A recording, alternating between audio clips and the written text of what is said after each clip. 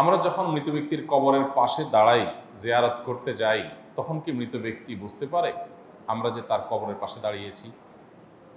আমরা যখন কোনো মৃত ব্যক্তির কবরের পাশে দাঁড়াই, জিয়ারত করতে যাই, সালাম পেশ করি, তখন তারা সেটা টের পান।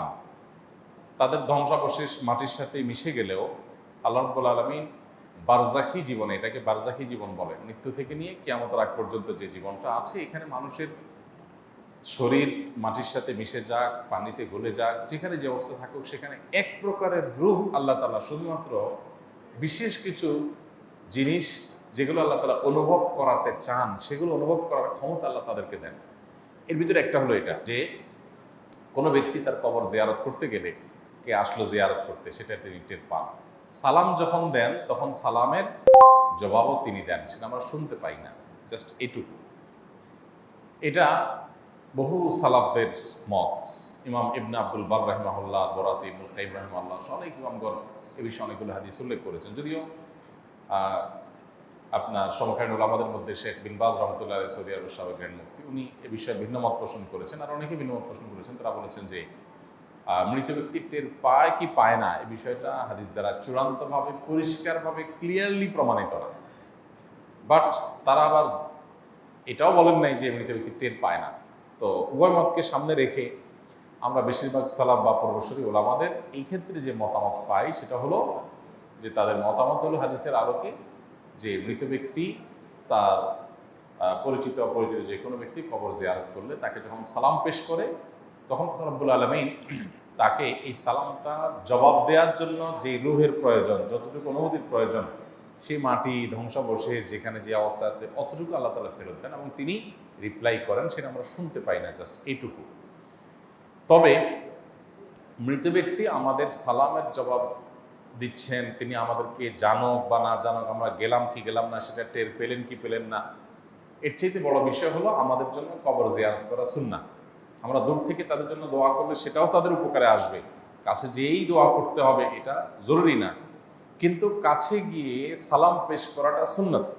আমরা কাছে গিয়ে সালাম পেশ করলে আলাদা সওয়াব হবে। এই জন্য সাধ্যে থাকলে অবশ্যই কবর জিয়ারতের চেষ্টা করা উচিত।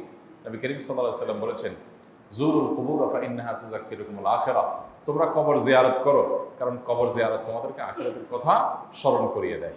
তাহলে খোলাসা কথা হলো, মৃত ব্যক্তির কবরের পাশে গিয়ে দাঁড়িয়ে সালাম পেশ করলে তিনি সে সালামের জবাব দেওয়ার মতো শক্তি, সামর্থ্য, রূহ তার ওই ধ্বংসাবশেষ বা তার শরীর দেহাবশেষ, যেটা দেহাবশেষ, সেখানে আল্লাহ তাআলা অতটুকু ফেরত দেন এবং তিনি সেটা দিয়ে রিপ্লাই দেন, আমরা শুনতে পাই না। এবং বিভিন্ন সালাফদের বক্তব্য থেকে আমরা জানি যে তিনি টেরও পান যে কে আসলো না। আল্লাহু আ'লাম বিস-সাওয়াব। জুতা পরে কবরস্থানের ভিতরে প্রবেশ করা যাবে কিনা? জুতা পরে আমরা কবরস্থানের ভিতরে জিয়ারতের উদ্দেশ্যে বা কোনো কাজে যাব কিনা, এর উত্তর হলো, নবী করিম সাল্লাল্লাহু আলাইহি সাল্লাম এক ব্যক্তিকে জুতো পরিহিত অবস্থায় কবরস্থানে দেখে নির্দেশ করেছেন, তোমার জুতাগুলো খুলে ফেলো। সেখান থেকে বোঝা যায় যে জুতা পরিহিত অবস্থায় কবরস্থানে যাওয়াটা উত্তম কাজ না, ভালো কাজ না।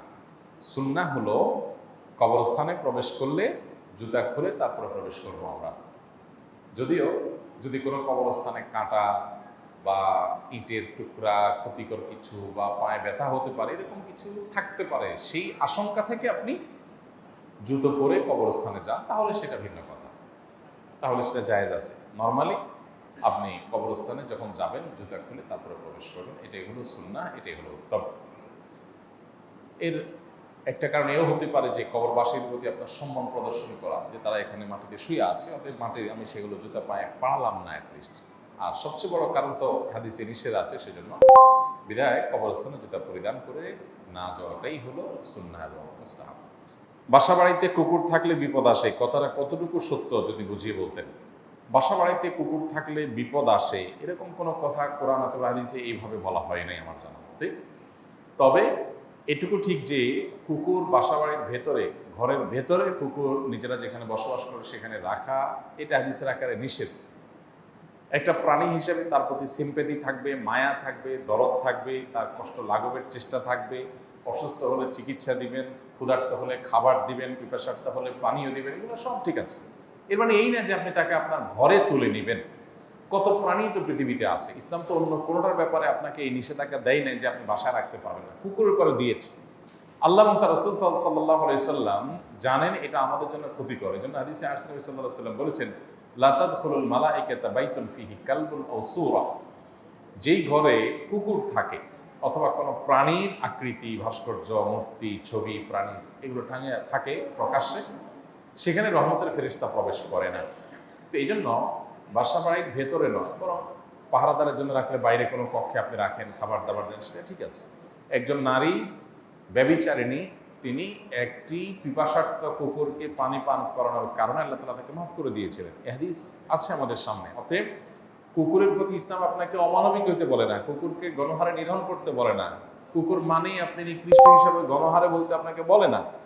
কিছু কিছু শয়তান কুকুরের আকৃতি ধারণ করে, কিন্তু এর মানে এই না যে সব কুকুর আপনি হত্যা করবেন বা সব কুকুরকে আপনি না খাইয়ে মারবেন বা কষ্ট দিবেন। এটা ইসলামে জায়েজ করে নাই। কোনো প্রাণীকে বিনা কারণে কষ্ট দিলে বরং আপনার গুনাহ হবে।